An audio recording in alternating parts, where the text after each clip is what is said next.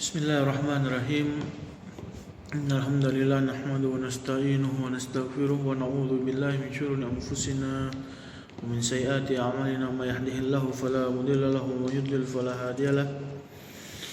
Asyhadu an la ilaha illallah wa asyhadu anna Muhammadan abduhu wa rasuluh. Wa sallallahu wa sallam ala nabiyyina Mustafa Muhammad ibn Abdullah wa ala alihi wa ashabihi wa ala amma ba'd. Assalamualaikum warahmatullahi wabarakatuh.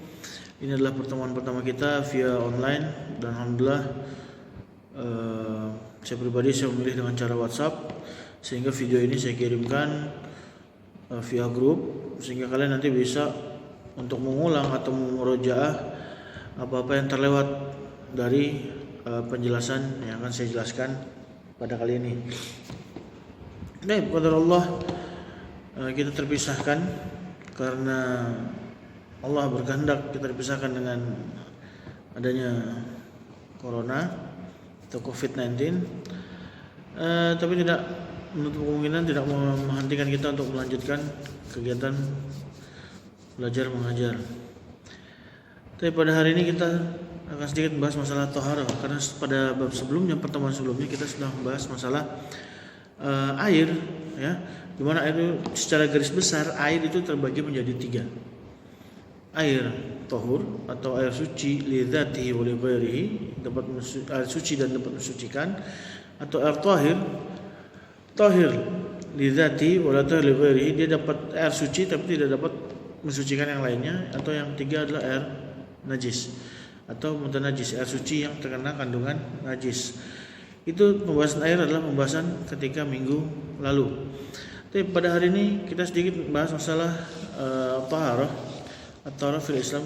Pernah saya bahas bahwa tohar fil Islam itu kemarin saya tanyakan ada tiga, yaitu pertama adalah wudu, ghusl dan tayamum. Berhubung kita hanya via online, jadi saya hanya membuat slide-nya seperti ini, ya. Mungkin terbalik ya, kalau dari dari kamera ini terbalik. At-taharah nanti akan saya kirimkan, kalau memang kalian butuh akan saya kirimkan, fotokan nanti gambarnya. Taharah itu ada tiga, ya. Yang pertama adalah wudu, lalu ada ghusl, lalu ada tayamum, ya. Soalnya kalau saya bikin dengan tulisan cermin lebih sulit lagi dengan bahasa Arab, jadi nanti akan saya fotokan. Taib. At-taharah terbagi tiga, itu wudu, ghusl dan tayamum. Pertama adalah wudu. Wudu berangkat dari hadis Abu Hurairah radhiyallahu anhu, qala Rasulullah sallallahu alaihi wasallam, la yaqbalullahu salata ahadum hatta yatawadda. Rasul tidak menerima salat salah satu dari kalian idza ahdatsa hatta yatawadda, jika salah satu dari kalian itu ada hadas atau najis sampai kalian bersuci. Salah satu cara kaifiyah taharah yang diajarkan oleh Rasul adalah berwudu. Kenapa saya tulis wudu dulu? Kenapa saya membahas pertama adalah wudu, lalu ghusl, lalu tayamum? Karena wudu adalah paling sering kita lakukan. Dalam sehari kita bahkan bisa berwudu 5 kali kalau itu untuk sholat. Bisa juga wudu untuk menjaga kesucian diri, itu boleh kapan saja berwudu. Akan tapi ala akal paling sedikit seorang muslim atau muslimah itu berwudu adalah 5 kali, karena itu adalah wudu dalam menjalankan sholat. Oleh karena wudu yang pertama. Sedangkan ghusl, kenapa saya taruh yang kedua? Karena tidak setiap hari orang akan mandi junub. Bahkan seorang suami istri pun tidak akan setiap hari mandi junub, gitu kan? Dan karena apa? Karena ketika suami istri mandi junub berarti setiap hari dia ada pertemuan antara suami dan istri, dan itu tidak dilakukan setiap hari. Bahkan seorang mimpi basah pun tidak mimpi basah setiap hari. Dia mimpi basah paling banyak itu seminggu sekali atau seminggu 2 kali. Tidak mungkin setiap hari. Gitu. Lemes dia nanti. Yang ketiga adalah tayamum. Tayamum adalah suatu kegiatan di mana dia posisinya atau tohara ini dapat menggantikan posisi wudu ketika tidak ada air atau posisi ghusl. Nanti akan kita bahas. Oke, kita bahas yang pertama adalah wudu. Wudu perlu diketahui, kalau misalkan waw bil dhammah yaitu wudu, itu berarti kegiatan wudunya, ya. Sedangkan kalau wawnya adalah fathah wadhu, itu berarti airnya. Sekali lagi saya katakan, kalau waw bil dhammah wudu itu berarti kegiatan wudunya. Sedangkan kalau waw bi fathah wadhu itu berarti adalah airnya. Sebagai contoh, sama seperti sebentar lagi Ramadan ya, sahur. Sahur sinnya itu dengan fathah, itu makanan yang dihidangkan, itu namanya sahur. Tapi kegiatannya adalah suhur.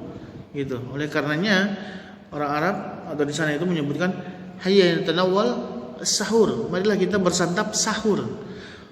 Sahur apa disantap? Sahur, hidangan yang sahurnya itu karena sinnya fathah. Tidak mungkin mereka mengatakan hayya tanawwal suhur karena suhur ayo kita makan, kegiatan makan sahurnya tidak. Tapi ayo kita santap hidangan sahurnya. Oleh karenanya kalau misalkan nanti kalian suatu saat nanti berangkat ke Saudi ingin menanyakan tempat wudu, bukan wudu tapi ainal wadu gitu, bi wa dengan fathah. Atau kalau misalkan lebih mudah li tashulil lisan, untuk memudahkan lisan, ainal wadaya. Nah, itu lebih mudah. Taib.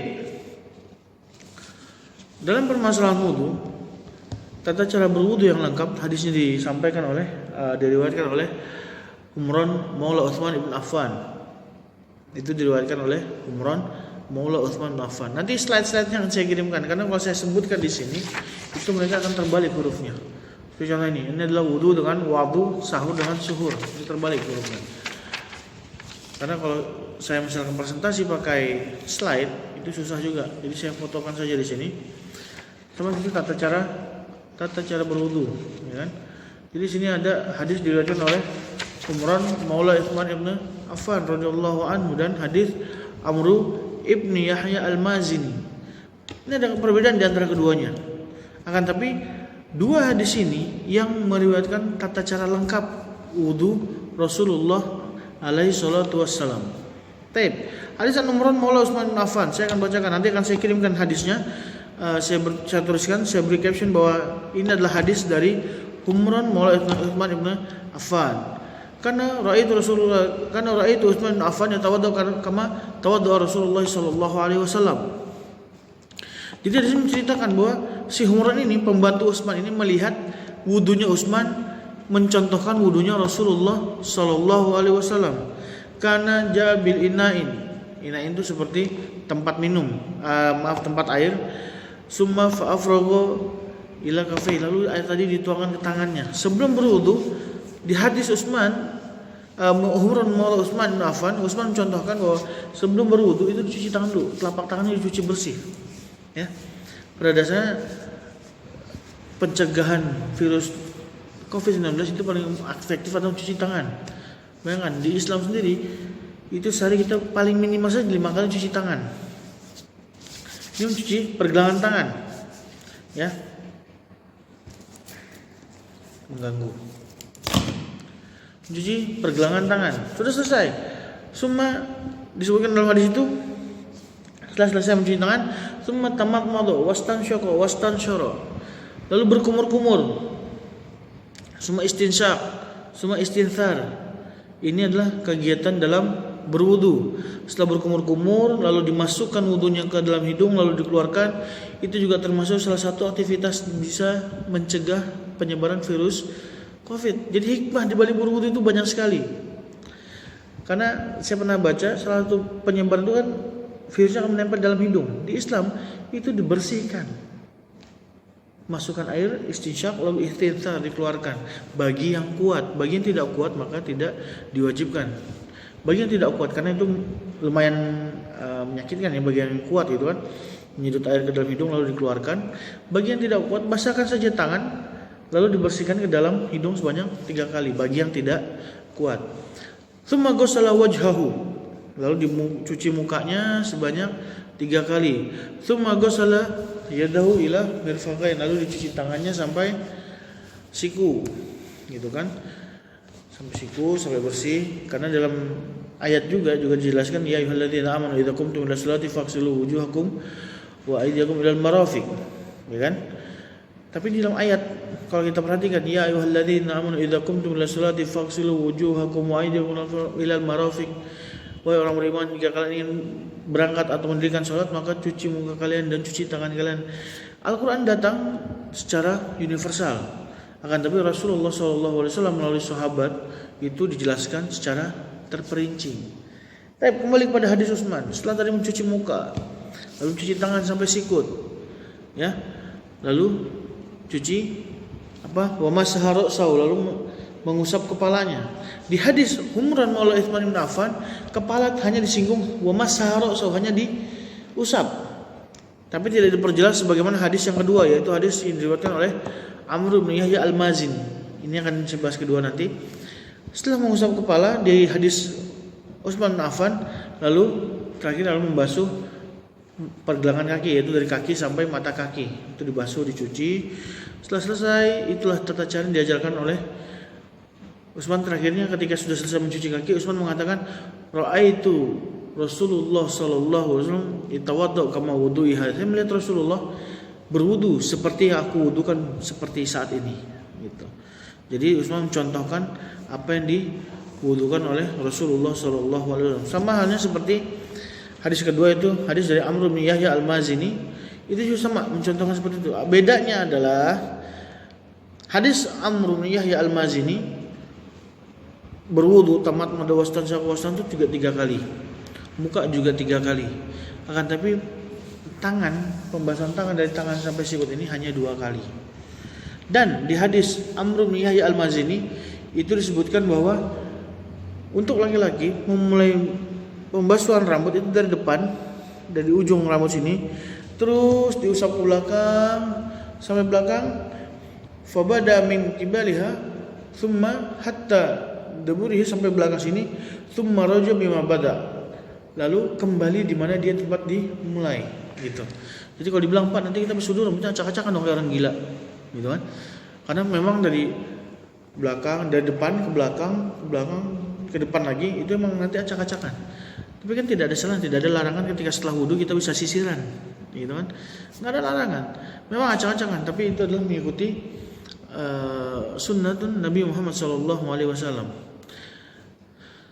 Taib, saya tidak hentikan, kita masih lanjut. Nanti bab pertanyaan, silakan bertanya, sebutkan nama, nanti bertanya. Itu adalah kelas kelas pertanyaan, gitu maksud saya. Tapi tolong sebutkan nama, karena nomor kalian tidak saya save satu persatu, tapi sebutkan nama dan pertanyaannya apa. Dan mohon jangan pertanyaan yang sudah ditanyakan jangan diulang, ya. Baik, kita sampai tata cara berwudu. Masih tentang masalah wudu. Ini slide kedua, slide ya ala kadarnya, sama seperti tadi terbalik, tapi kan nanti akan saya fotokan. Kalau kalian minta, kalau tidak ya sudah, tidak apa-apa. Karena tulisan juga Arab, gitu kan. Akan saya jelaskan. Slide yang selanjutnya adalah tawaddu Rasulullah SAW. Ini adalah 4 cara. 4 cara wudu Rasulullah SAW, atau 4 jenis wudunya Rasulullah SAW. Yang pertama, dalam sebuah hadis dikatakan, fa inna Rasulullah SAW tawaddu'a marrah. Dalam hadis lain, Rasulullah SAW tawaddu'a marratain. Dalam hadis Humran maula Utsman bin Affan, salasa marrat. Jadi gini, ada beberapa jenis wudunya Rasulullah SAW. Yang pertama, Rasul berwudu sekali-sekali. Semua anggota wudu diusap hanya sekali-sekali, kumur-kumur sekali, cuci muka sekali, tangan sekali, rambut sekali, kaki sekali. Dan ini ada hadisnya dan hadisnya sahih, ya. Berarti menandakan bahwa wajibnya wudu, ya, wudu itu yang wajib itu hanya sekali. Ala akol paling sedikit itu sekali, berarti itu menjadi wajib, ya. Sedangkan yang kedua, yang ketiga itu adalah sunnah. Mengapa saya katakan sunnah, bukan wajib? Karena kalau misalkan itu dikatakan wajib, berarti kalau yang wudu sekali-sekali, berarti yang kedua ketiganya ditinggalkan, kewajiban ditinggal. Maka menjadi tidak sempurna. Oleh karenanya anggota pembasuhan kedua dan ketiga itu sunnah, gitu. Jika dilakukan alangkah bagus, dilakukan 3 kali juga bagus. Tapi akal hitungan tersedikit, paling sedikit dalam berwudu itu adalah sekali-sekali. Dan itu dilakukan oleh Rasulullah SAW. Yang jenis wudu yang pertama itu sekali-sekali, yang kedua 2 kali, yang ketiga 3 kali, yang keempat hadis dari Amr bin Yahya al-Mazini. Semua anggota tubuh 3 kali kecuali tangan hanya 2 kali. Itulah bedanya hadis dari Humran Maula Utsman bin Affan dengan hadis yang diriwayatkan oleh Amr bin Yahya al-Mazini. Jadi yang pertama caranya adalah sekali-sekali, yang kedua jenisnya adalah 2 kali, pengulangan 2 kali, yang ketiga adalah 3 kali, yang keempat adalah semua sama 3 kali, hanya saja anggota tangan cuma 2 kali. Karena dalam hadis Amr bin Yahya al-Mazini disebutkan semua 3 kali kecuali tangan, faghassalahuma marratain, cuma 2 kali. Lanjut tanpa ada sesi pertanyaan. Lalu selanjutnya adalah hadis yang selanjutnya pembahasan tentang masalah janabah, yaitu pembahasan masalah mandi wajib. Mandi wajib pernah saya bahas di kelas bahwa hadis-hadis yang meriwayatkan mandi wajib itu semuanya hadis-hadis diriwayatkan oleh istri Nabi Muhammad SAW. Tidak mungkin sahabat meriwayatkan hadis kecuali sahabat menanyakan kepada istri-istri Rasul, sama seperti hadisnya ada hadis Abu Hurairah, akan tapi Abu Hurairah menanyakan kepada Aisyah. Ya, jadi hadis janabah hampir sama seperti hadis mungkin banyak hadis-hadisnya, akan tapi saya ambil sedikit simpel saja sebagai gambaran atau glimpse bahwa hadis yang garis besar yang mencontohkan mandinya Rasul, wudunya sambil wudu sambil 2, yaitu hadisnya Humran Maula Utsman bin Affan dan hadisnya Amr bin Yahya al-Mazini. Hadis ghusl janabah, mandi junub itu juga sambil 2. Karena memang dalam hadis kitab Umdatul Ahkam yang sahih itu dia dicontohkan hadis Aisyah dan hadis Maimunah binti Haris, ya. Yang termasuk istri Rasul paling cantik adalah Maimunah binti Haris, sehingga membuat para istri lain itu cemburu, salingan. Taib. Ghusl janabah, hadis Aisyah. Dalam hadis Aisyah dengan hadis Maimunah, tentu ini 2 istri Rasul yang mana mereka meriwayatkan tata cara mandi Rasul, ya. Akan tapi pasti beda, ada perbedaan. Hampir sama seperti hadis wudu tadi, Humran dengan Amr bin Yahya al-Mazini. 2 hadis menceritakan atau meriwayatkan tata cara wudu Rasul sama, tapi ada perbedaan. Dan kedua-duanya dipakai enggak ada masalah. Wa hadza khilaf luwasi, wa hadza khilaf li tawassu'il ilm. Memang ada perbedaan pendapat, ada perbedaan hadis, akan tapi ini tidak menjadikan seseorang itu gugur melakukan hal tersebut atau gugur amalannya, akan tapi ini hanya perbedaan di mana menjadikan ilmu tersebut makin luas. Hadis Aisyah dengan hadis Maimunah, Aisyah ini lebih simpel hadisnya dibanding Maimunah binti Haris. Aisyah karena Rasulullah sallallahu Aisyah radhiyallahu anha qalat kana Rasulullah sallallahu alaihi wasallam yaghtasilu. Ketika itu Rasul mandi di tempat Aisyah. Seperti kita ketahui ya, karena istri paling muda itu kan, itu adalah Aisyah. Walaupun yang dinikahi sepeninggalnya Khadijah itu bukan Aisyah, ya. Taib. Aisyah mengatakan ketika itu Rasul sedang mandi di rumahku. Karena Rasulullah sallallahu alaihi wasallam yaghtasilu, Rasul mandi gitu kan. Summa tawaddoa kawudu'is sholat. Sebelum mandi Rasul berwudu seperti wudunya sholat. Sepamamannya yang kita pahami wudu sholat adalah wudu untuk sholat adalah wudu dari kumur-kumur sampai kaki, gitu kan? Wudu kumur-kumur dari kumur-kumur, wudu untuk sholat dari kumur-kumur sampai kaki. Lalu Rasul mengambil air. Sebelum berwudu Rasul mencuci tangannya terlebih dahulu. Mengambil 1 gayung lalu dicuci kedua tangannya. Ya. Setelah dicuci kedua tangannya, lalu Rasul summa ghasala farjahu, lalu dicuci kemaluannya. Kemaluan Rasul. Ini ingat, la haya'u fiddin. Berkali-kali saya katakan la haya'u fiddin. Wa innallaha la yastahi minal haq. Allah tidak pernah malu dalam menyampaikan suatu kebenaran. Rasul ketika sudah mencuci kedua tangannya, lalu dicuci kemaluannya. Setelah dicuci kemaluannya, Rasul cuci tangan lagi, lalu berwudu kawudu'i sholat. Rasul berwudu seperti wudunya orang sholat. Setelah wudu itu tidak langsung mandi biur-biur, tidak. Tapi Rasul membasahi rambut. Pertama kali disiram itu adalah rambut. Itu sampai yukhallilu hatta dakhala di tahlil itu dikesrek-kesrek ya kalau bahasa kitanya itu, ditekan sedikit, ditekan sehingga air tadi benar-benar sampai ke kulit kepala. Ya. Pertanyaan, Pak, apakah orang botak itu harus dikesrek-kesrek juga? Misalkan ada teman kita, misalkan dia kena junub, tapi rambutnya ya seperti itulah, botak licin. Ya, misalkan rambutnya bocin atau botak licin tadi, apakah dia perlu harus ditekan-tekan juga? Kalau saya tidak perlu. Kenapa? Air saja sudah pasti kena gitu kan. Sudah pasti sudah pasti mengalir di kulit dia gitu. Tidak ada rambut yang menghalangi.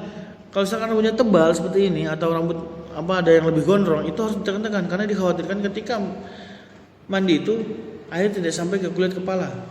Tapi kalau kepalanya botak gitu kan, jangankan air, kutu saja kepleset. Baik. Setelah di hadis Aisyah tadi, setelah Rasul membersihkan kepala, benar-benar di air benar-benar masuk ke kulit kepala sebelah kanan lalu sebelah kiri, barulah Rasul memulai untuk membasuh seluruh badan. Hatta basyaratu summa waghasala jasadi sa'ir jasadi. Rasul mulai memandi dimulai dari sebelah kanan. Kenapa dimulai sebelah kanan? Hadis juga dari Aisyah, fa inna Rasulullah sallallahu alaihi wasallam tayammun. Rasul mencintai sebelah kanan. Hatta fitana'ulih wa tarajjulih wa tatahhurih. Dalam pakai sendal, menyisir, dalam bersih-bersih Rasul selalu mendahulukan sebelah kanan. Nah, di hadis kedua, hadis Maimunah binti Haris, itu kalau saya lebih merujuk pada hadis Maimunah. Pernah saya bahas juga di kelas bahwa di hadis Maimunah itu Rasul tidak langsung menyelesaikan wudunya. Jadi di hadis Maimunah hampir sama seperti hadis Aisyah, di depannya itu Rasul mengambil air dulu untuk membersihkan tangan. Setelah membersihkan tangan lalu dibersihkan kemaluannya. Summa ghasala farjahu. Di hadis Maimunah ya, setelah membersihkan kemaluan dicuci lagi tangannya lalu dipukul-pukulkan ke tembok. Summa darwa ala haid atau ala jidar, dipukulkan ke tembok sehingga air yang bekas membersihkan kemaluan tadi benar-benar jatuh. Summa tawaddu, lalu wudu. Kalau di hadis Aisyah summa tawaddu'a ka wudu'i lis-shalah di hadis Aisyah. Tapi di hadis Maimunah summa tawaddu'a li wudu'i ghusl janabah atau li wudu'il janabah, untuk wudu mandi junub. Di hadis Maimunah semua anggota wudu sama seperti sholat, akan tapi kaki tidak dibasuh atau kaki tidak dicuci, maksudnya kaki diakhirkan sampai kepala, membasuh wudu itu sampai kepala selesai, barulah mulai Rasul mandi. Sama, dimulai dulu di bagian sebelah kanan lalu bagian sebelah kiri. Setelah berakhir lalu Rasul menyingkir dari tempat mandinya tadi, beralih ke pinggir ke tempat yang lebih tinggi ya. Mungkin kalau mandi di sebelah sini, mungkin Rasul akan pindah ke sebelah sini ya, agar Rasul ingin mencuci kakinya agar tidak tercampur dengan tadi air yang bekas mandinya tadi. Faqala Maimunah jitu bihir qatin. Maimunah datang membawa kain ya, dengan harapan untuk dihandukin sisa-sisa air yang ada di badan Rasul, akan tapi radda hirqatin. Rasul menolak kain tadi dan dibersihkan sisa air tadi menggunakan tangan. Ini adalah hadis yang berkaitan dengan ghusl janabah. Tapi setelah wudu, ghusl janabah yang terakhir adalah at-tayammum. Ingat, ketika tayamum itu benar-benar dalam keadaan tidak ada air. Misalkan ada salah satu dari kalian bepergian menggunakan kapal laut ya. Ternyata di tengah-tengah kapal laut kehabisan solar, misalkan mesin kehabisan solar, dan di kapal tersebut tidak ada air kecuali hanya cukup untuk minum. Ada air, tapi hanya cukup untuk minum, maka kewajiban berwudu itu sudah gugur, atau bahkan kewajiban untuk mandi junub itu sudah gugur, walaupun ada air, ya, air minum. Pak, misalkan laut, nah di situ. Kalau misalkan di laut bisa digunakan, bisa nyemplung misalkan gitu kan, bisa nyemplung ke laut ya silahkan. Atau kapal tadi bisa ngambil air dari laut ya silahkan, nggak ada masalah. Jadi memang pada dasarnya air laut itu bisa untuk wudu dan bisa untuk mandi. Tapi kalau misalnya dalam suatu keadaan di mana kalian tidak bisa mengambil air dan air hanya ada untuk minum, itu berarti tayamum. Hadis tayamum juga diriwayatkan oleh, pernah saya sering katakan, Ammar bin Yasir ketika dia mimpi dalam keadaan junub. Dia mimpi junub dan dia di tengah gurun tidak memiliki air. Ketika di gurun tidak memiliki air kecuali air hanya untuk minum. Fatamarraqtu kama tamarraqid daba, lalu dia berputar-putar semana dia berputar-putar layaknya keledai yang sedang mandi, karena kalau keledai mandi itu berputar-putar di debu. Setelah itu diceritakan pada Rasul, lalu Rasul mengatakan yakfika hakada. Rasul contohkan, diambil kedua telapak tangan tadi dipukulkan ke dalam dipukulkan ke ard itu ke bumi, lalu diambil dibasuh kedua tangan ini ya, lalu dilap ke wajah sebanyak sekali. Dina tayamum. Pak, kayak rasa-rasanya saya nggak cukup Pak. Jangan merasa nggak cukup, karena yang dicontohkan Rasul seperti itu dan itu sudah masyru', disyariatkan Rasul seperti itu, dan tidak ada apa yang membuat kita tidak yakin. Jangan, karena sudah diajarkan Rasul seperti itu, maka yakinlah hal seperti itu dapat mengangkat hadas sehingga kita bisa untuk sholat dan untuk melakukan ibadah lain. Wallahu a'lam. Saya rasa cukup sampai di sini. Saya tidak ingin terlalu panjang, dan ini merupakan kuliah yang pas menurut saya, tidak panjang dan tidak terlalu pendek. Bagi yang ingin bertanya, apapun pertanyaannya, tolong sertakan nama. Jika nanti ada kuliah online selanjutnya setelah ini saya akan jawab. Setelah perkuliahan online selanjutnya atau perkuliahan jarak jauh selanjutnya, saya akan coba menjawab dari pertanyaan-pertanyaan antum semua. Wallahu alam wa nas'alullah bitaufiq wal salamah wassihhatu wal afiyah. Subhanallah wa bihamdika wa asyhadu an la ilaha illa anta astaghfiruka wa atubu ilaik. Wassalamualaikum warahmatullahi wabarakatuh.